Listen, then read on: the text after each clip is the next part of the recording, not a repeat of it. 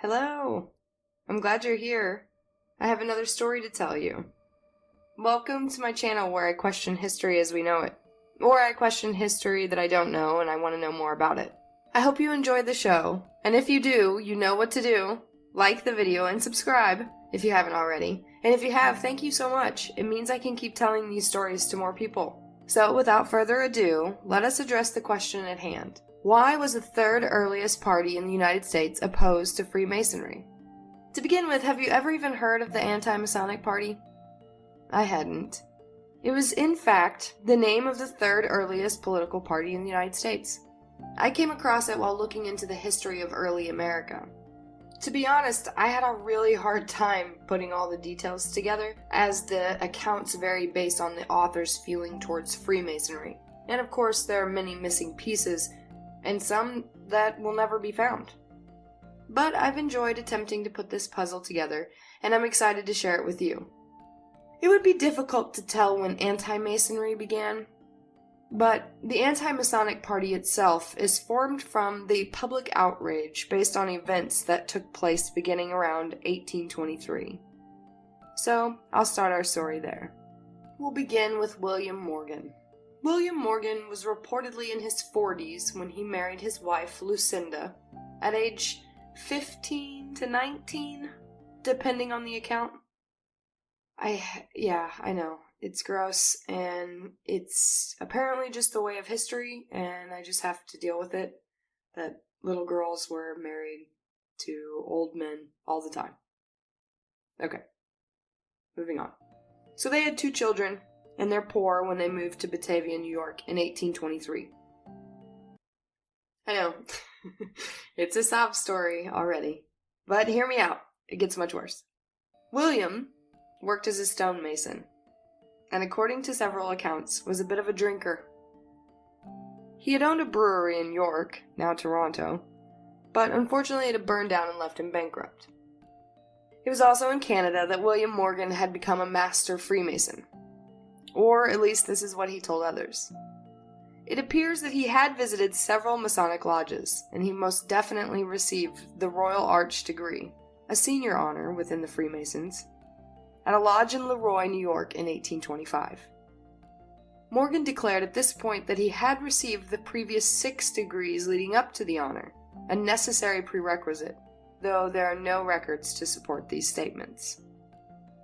At some point, a Royal Arch chapter was to be established in Batavia where Morgan lived, but his name was left off of the list. According to some, this was because of his tendency to be found oversharing about Freemasonry or otherwise in nearby tap rooms. It is potentially in one of these rooms that he met David C. Miller, the owner of a print shop and the editor of a paper called the Batavia Republican Advocate.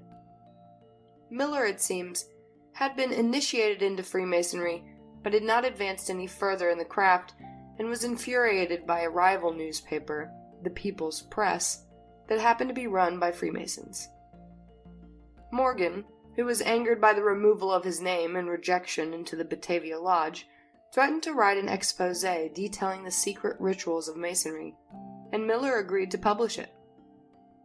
They entered into a contractual agreement in March of 1826, and Miller began promoting the upcoming book in his paper. According to some, Morgan went about bragging and talking up his writings to anyone who would listen. Around May of 1826, Morgan was able to visit yet another lodge, this time in Canandaigua, and under the pretense of traveling to the States, he asked that they help, quote, perfect him in the rites and ceremonies. It's unclear what really happened here. However, it would appear that Morgan upset the Masons, either at this time, or for sure at least after having heard about the expose being written, because Nicholas Chesbrough, the master of the Canandaigua Lodge, ran an ad in several newspapers in the area later. It read, "Notice and caution. If a man calling himself William Morgan should intrude himself on the community, they should be on their guard, particularly the Masonic fraternity." Morgan was in this village in May last, and his conduct while here and elsewhere calls forth this notice. Any information in relation to Morgan can be obtained by calling the Masonic Hall in this village.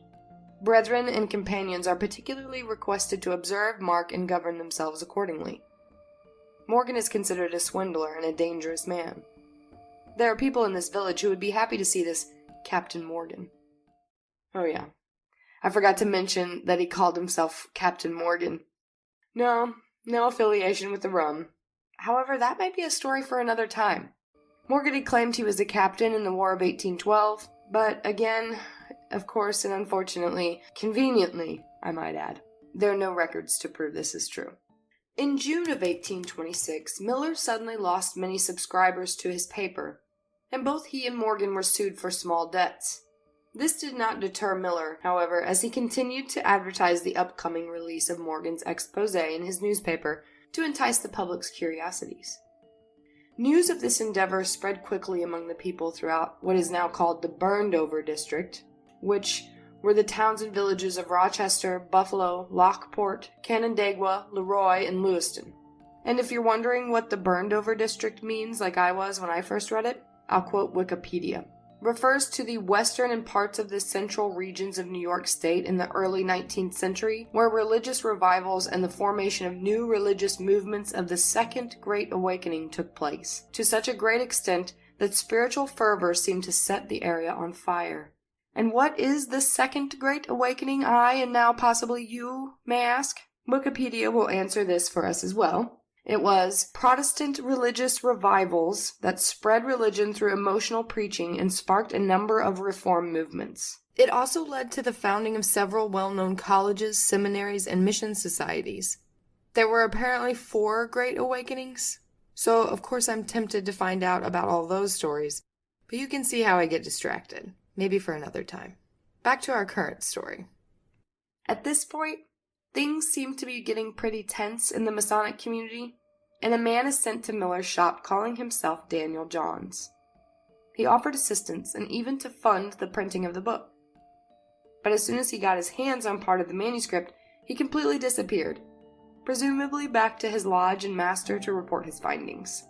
Samuel Green, a former Freemason and author of the book The Broken Seal, or Personal Reminiscences of the Morgan Abduction and Murder, states that there was a meeting called at the Batavia Masonic Lodge on July 25th with the explicit intent of, quote, waking the spirit of murder and destruction upon the men, as the master of the lodge lectured on the oaths that Morgan had undergone and the power given to those who guard their secrets. Green says that the governor of New York, DeWitt Clinton, who happens to be the highest-ranking Freemason in the country at the time, is mentioned, as the men ask questions and finish each other's sentences in a manner to which no one individual could be held liable for what had been said. Green helps paint the picture by telling us that Miller's print shop is directly opposite of the lodge, so that one man looking out the window would begin a statement, which I will quote from Green's book, The Advocate, and then another man would pick up the sentence with the question, "Can it really publish the secrets of Masonry?" Another man picks it up, saying, "That which had defied the world and been kept from time immemorial." Then another saying, "It would not be surprising if you should see the flames of it ascend to heaven." Then a new concept would begin, like, "Who is your governor?" Then another man asked, "Who are your military officers?" And thus it would continue. "Who are your sheriffs, judges, your jurors, your county clerks? Who are your constables and justices of the peace? What can a mouse do with a lion?" It is true that most of the government officials and high-ranking wealthy men of that time were Freemasons. American heroes such as Benjamin Franklin and George Washington were Freemasons. Before the American Revolution, it was commonplace for middle and upper-class white male Protestants to be members of the fraternity, as it would assist them in accessing the academic, cultural, and economic realms of their European fellows. During the war, the lodges helped to unite the American officers, who all came from different backgrounds. And after the war, since the institution retained its relationship to Europe, it helped provide the connections for Americans to continue to engage in cross-Atlantic social life. Freemasonry was seen as a respectable and charitable institution. But perceptions would change, and for a time that brotherly connection that was so seemingly positive would soon come under suspicion and attack. Back in Batavia, Green writes in his book that on August 10th, Governor DeWitt Clinton came to the village and, quote, called upon the Grand Commander of the encampment, who was a political enemy, and, after a short stay, left abruptly, end quote. Later, Green states that a paper, purporting to be a copy of a letter which Governor Clinton had written, was passed around at the next lodge meeting saying, quote, "You must suppress the secrets of Masonry at the expense of blood and treasure. Be careful to observe secrecy, but if you are detected, you shall be protected. If you are convicted, you shall be pardoned, for I have the pardoning power." End quote. According to Green, the lodge agreed to meet again to discuss this subject, and he attended at least 2 other meetings, leaving with the impression on all occasions that harm was intended. A few weeks later, on Saturday, August 19, 1826, the Constable of Pembroke, Daniel H. Dana, and 3 other Freemasons arrested Morgan at a house where he was known to do most of his writings. Curiously, when friends of Morgan tried to bail him out, the sheriff and jailer of Batavia, William R. Thompson, who was also a Freemason, was nowhere to be found, and so Morgan remained imprisoned until Monday the 21st, because apparently jailers don't do weekend hours. In the meantime, the same 4 Masons who arrested Morgan then proceeded to search his home and reportedly left with a trunk full of papers. It would soon become apparent that they did not find all of what they were looking for, however. On the evening of September the 8th, a group of Freemasons, the amount of which varied from 40 to 300 depending on the account, were gathered together at Freemason James Ganson's tavern. It would seem that they decided amongst themselves to try to set Miller's print shop ablaze to prevent him from publishing the book. According to details sorted from several sources, either Miller himself stayed armed while at his shop, or he hired men to be on guard, and so the men abandoned the idea for the moment. On September 10th, Nicholas Chesbrough, master of the lodge at Canandaigua, the same who had written the ad, obtained a warrant for Morgan's arrest for the theft of a shirt and tie from the innkeeper of the room he had rented back in May. The innkeeper himself would later state that he had no intention of pursuing legal action for said crime, but was coerced into doing so. Chesbrough and fellow Mason Holloway Hayward, who was the constable of Canandaigua, along with Freemasons Henry Howard, Harris Seymour, Moses Roberts, and Joseph Schofield, left for Batavia with a hired coach for the occasion. That night, men attempted to set fire to Miller's print shop again. This time, actual flames were extinguished, and evidence of the attempt was found in the form of straw and cotton balls soaked with turpentine, a brush dipped in turpentine, and the liquid itself smeared across the sides of the building. The morning after the fire, September 11, 1826, Chesbrough and the others served Morgan the warrant for his arrest. He reportedly went willingly with the group, convinced that he could clear up this misunderstanding. The group then paused at Danild's Tavern, where the party had spent the night before.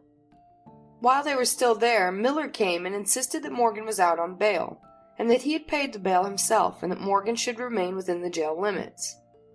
But Miller was pushed aside by Danild's, and Morgan was driven to Canandaigua, where he was presented before Judge Jeffrey Chipman, Justice of the Peace of Ontario County. The judge dismissed the case, but as soon as he had, Chesbrough produced another claim against Morgan, this time a $2.65 tavern debt.